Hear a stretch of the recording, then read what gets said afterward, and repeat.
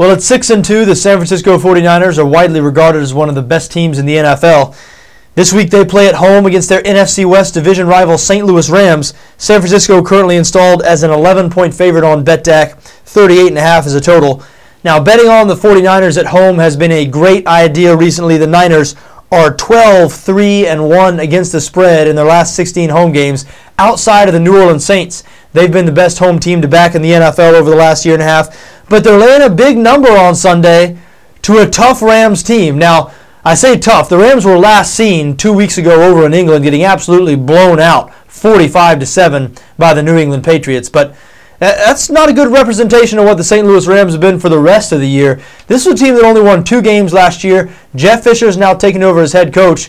And for the first 7 games of this season, up until 2 weeks ago, their last game, they had a bye last week, up until the Rams' last game against New England, which was obviously a total debacle.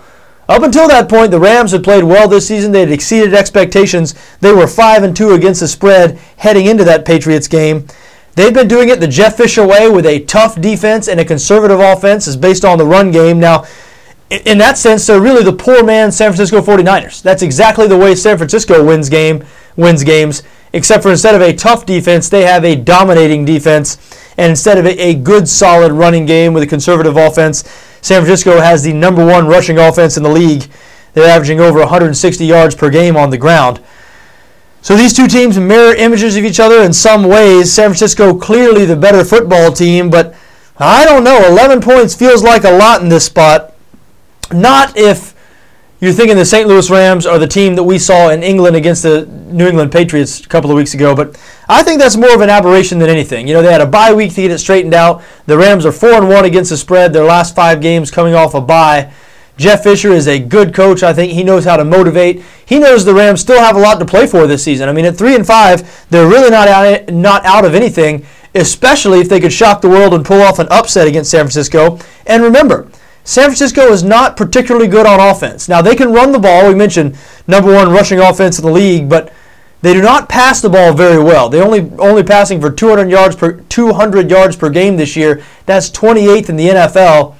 And the Rams do play good defense. And if you throw last week's results out, and I know I keep on saying that, and I keep on calling it last week too. It's 2 weeks ago. You know what I mean. The Rams' last game. If you throw that result out, the Rams are just the type of team that you do not want to be giving 11 points to because they've played every one of their opponents tough up until New England.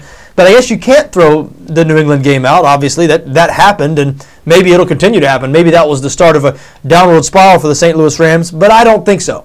I don't think so. I think they're going to give San Francisco a good, tough game on the road this week, and I do like St. Louis plus 11 in this game.